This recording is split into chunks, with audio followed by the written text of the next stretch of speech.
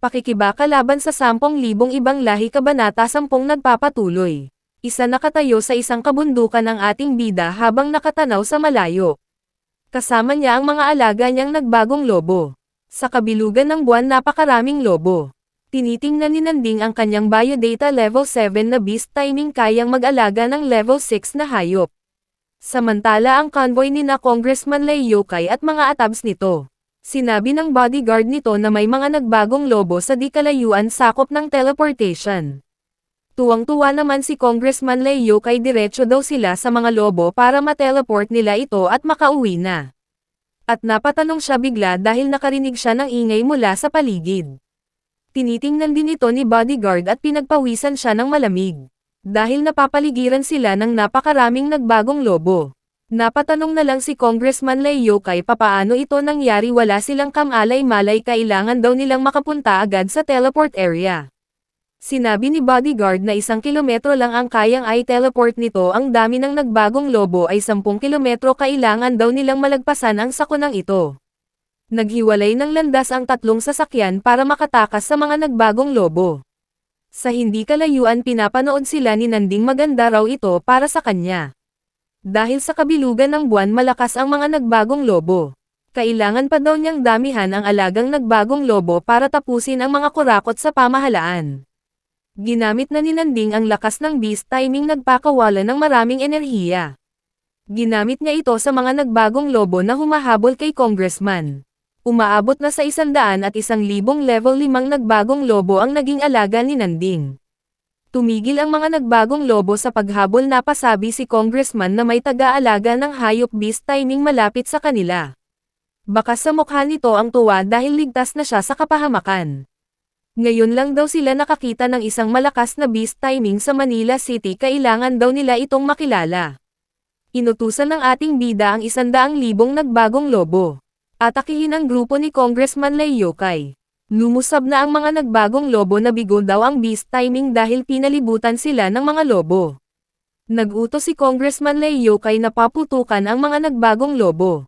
Nagsimula na ang bakbakan ng grupo ni Congressman at mga nagbagong lobo. Sa kasamaang palad hindi kinaya ng mga atabs ni Congressman ang napakaraming nagbagong lobo. Nagsabi si bodyguard na sa delikadong kalagayan daw sila. Sinabi ni Congressman kailangan niyang makalapit sa teleport para makaligtas. Binangga ng isang nagbagong lobo ang sinasakyan nila tumilapon at tumaob. Napapaligiran na sila ng maraming nagbagong lobo. Kakainin nila ng buhay si bodyguard. Hindi daw isang mahinang nilalang si bodyguard isa siyang level 5 na bayani. Sabay nagpakawala ito ng malawak na enerhiya tinamaan ang ibang nagbagong lobo. Nagsabi si Congressman Lei Yokai na bilisan nito ang paggalaw dahil napapaligiran na naman sila. Hindi na daw kaya ni bodyguard dahil limitado lang ang lakas nito. May kumikislap mula sa malayo na papalapit sa kanila. Laking gulat nila dahil nasa likod na nila ito kanina pa daw siya nag-aantay sa kanilang dalawa. Napatanong na lang sila kung sino itong kupol na dumating sobrang angas daw.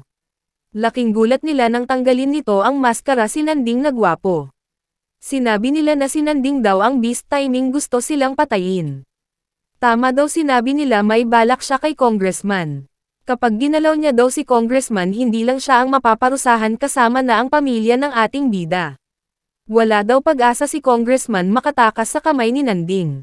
Sabay sinakal niya ito sa leeg hindi makahinga si Congressman Lei Yokai. Sabay naglabas ng enerhiya si bodyguard wag daw ito mag-alala ililigtas niya daw si Congressman. Pinalakas ni Nanding ang kanyang enerhiya ang Azure Dragon Slayer. Nagsalpukan ng lakas ang dalawa matira matibay bakla ang umayaw.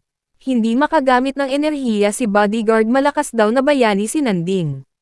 Napaiyak na lang ito dahil sobrang sakit ng kamay niya. At pinisa ang ulo ni bodyguard habang sinasakal si Congressman Lei Yokai. Nagmamakaawa na ito na wag siyang patayin. Pasensyahan na lang daw trabaho lang walang personalan sabay tinulak si Congressman. Galit na galit si Congressman na pinagmumura ang ating bida pat ang ina daw niya. Habang nahuhulog tuwang-tuwa ang mga nagbagong lobo dahil lalapian na nila ito.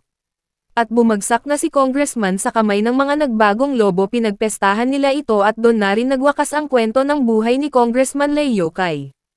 At dito nagtatapos ang Kabanata 10. Maraming salamat po sa panunood nyo, mag-subscribe para laging updated sa buhay ni Nanding.